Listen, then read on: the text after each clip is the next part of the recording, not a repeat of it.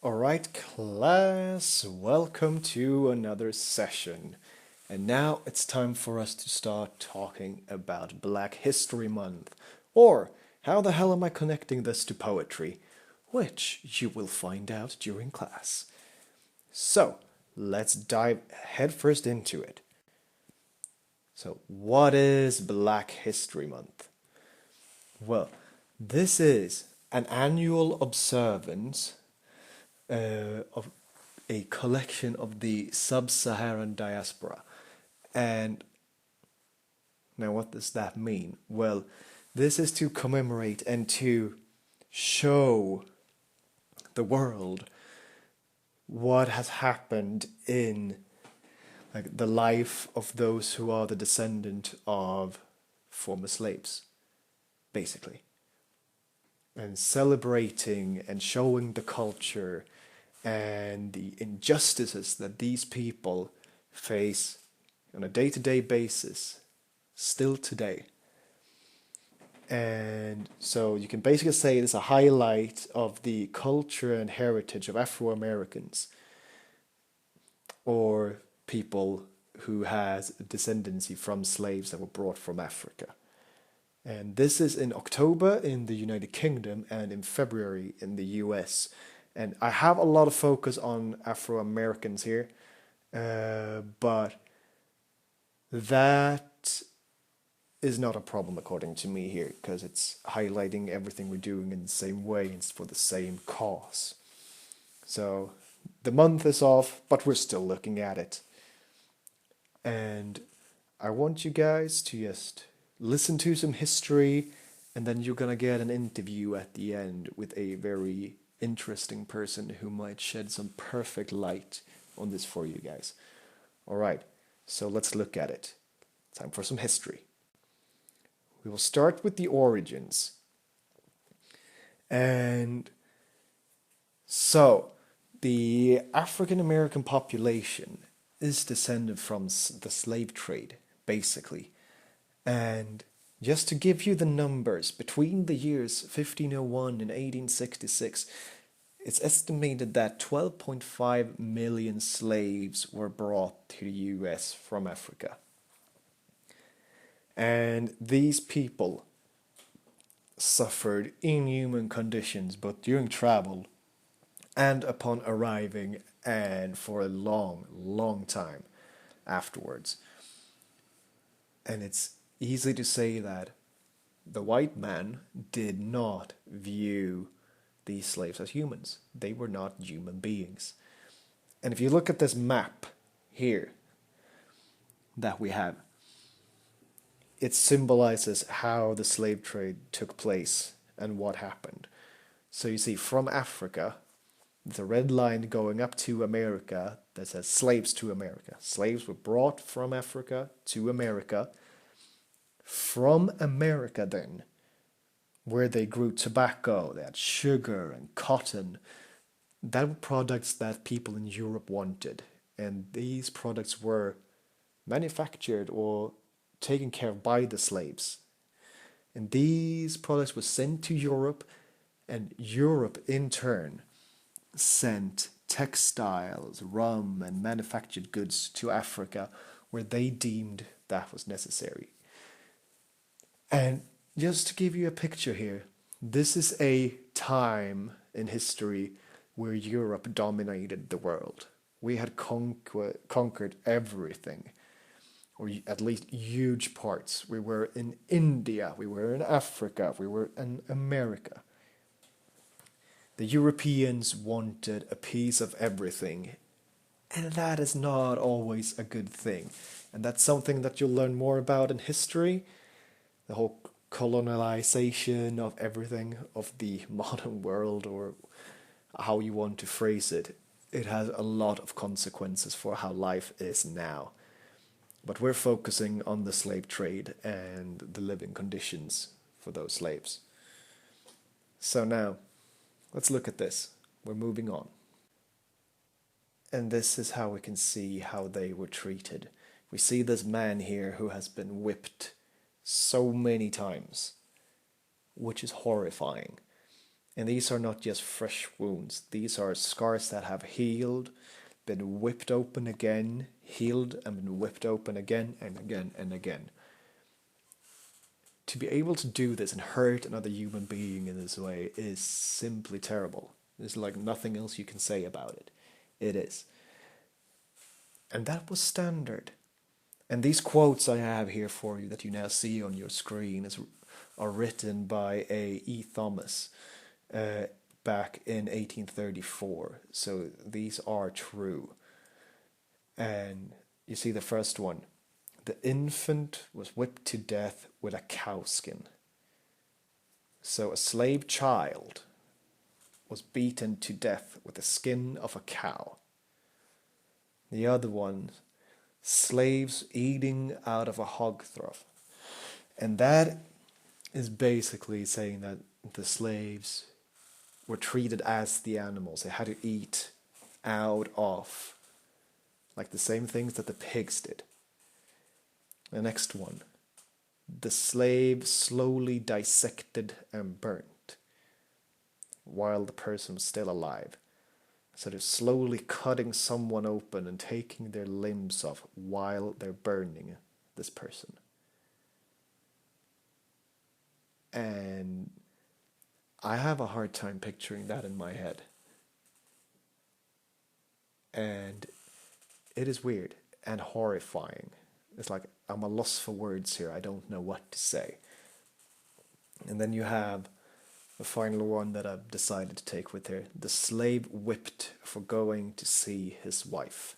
Man went to see his wife and then he got whipped. And probably not just one time. You see on this picture how a whipping could be. These people, these poor people, were not treated as humans. They were not humans in the eyes of the white people of the US. This is terrible. And that is something that spills over to today. This is horrifying. But we're going to move on and look what comes next. And this here that you see in front of you worked on plantations. This is mainly where the slaves were. Big plantations, usually in the American South, where they had to pick cotton, rice, tobacco, and as we mentioned before, like sugar and stuff like that. The things that were desired back in Europe. And these people were forced to work so hard to get these products. It's not like, they had an 8-hour day with like a 1-hour lunch break and some coffee at some point in the day. No. These were inhuman conditions. They worked from when the sun rose till the sun set, or even later. Kept away from their families, beaten, not being fed. This is like no proper working conditions at all. This is just mistreatment. This is tyranny. And this here, the slave trade, is one of the main reasons behind the Civil War in the US in 1861, where people in the North were fighting the people in the South. The northern states versus the southern states over a conflict of how to view the slaves. And the main reason is like the North, they wanted to free the slaves, and in the South, they wanted to keep the slaves. But this you can problemize this more, and hopefully you'll hear that later in the interview part. But that's like the main gist of it. So slave trade and how he viewed slaves, that was like one of the trigger points for that war. So let's carry on, shall we? And show you this little interesting fact here.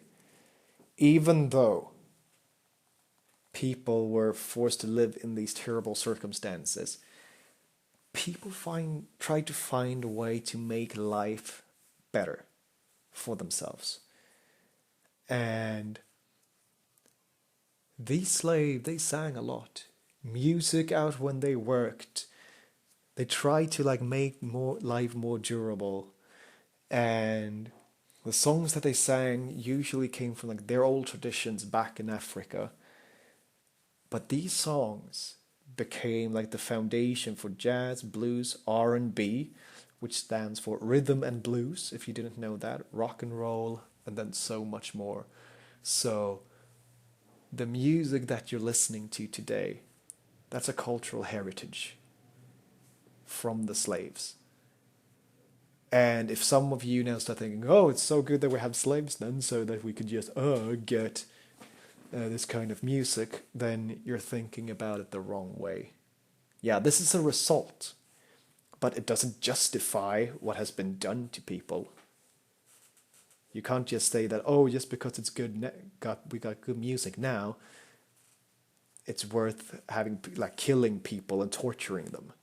No, that's not the way life works. I just want you to think about that for a second. So let's go on. And this here is like just one example of the injustice that then followed after the Civil War in 1861. And the slaves were freed, but that doesn't mean that the terror ended. And I here have an example of the Rosewood Massacre in 1923. So Rosewood is a small town in Florida with about 200 citizens that are basically all African Americans, except for the store owner and his family, who are white. And in a neighboring town, a 22-year-old white woman claims that she was assaulted by a black man. And witnesses afterwards have more or less stated that it was probably her husband or some of her relatives who beat her up or assaulted her, because she was bruised and battered. She was assaulted by someone. But this escalated when the word like spread around, and a mob of white people from the neighboring towns went into Rosewood and lynched a man. They beat him up really, really, really badly, claiming that he or someone that he had known had attacked this 22-year-old woman. And this escalates with having the KKK, the Ku Klux Klan, that were in the area, joining in for these lynches. And a lot of people are coming here to this little town and attacking the residents for no reason at all. And these residents start defending themselves. And it gets really violent. People start killing each other. Guns are fired, people get shot, people are hiding, people are running. Buildings are set ablaze. And it all ends with the town being burned to the ground. And this was forgotten. No one talked about this. It was swept away until the 80s, when someone started digging and looking at it, and then it came back up again. And people started talking about it. Because people were afraid. Oh, I can't talk about this. I might get hurt. So you can see that just because slaves were freed doesn't mean that racism ended. That's not something that just happens, sadly. And it's still present to this day. And for you to give you like a more you like to like give you an example of that, I have an interview here for you with a good friend of mine who will give his thoughts upon the matter. So listen closely to that. And then when that is done, we will go into class and I'll give you more examples of this and how this fight against injustice, how it looks, how it's taken place, and how it's still present to this day, and how people are fighting it in what they say and what they do. So please listen. Thank you for this one. And I will see you guys on Monday. Good luck.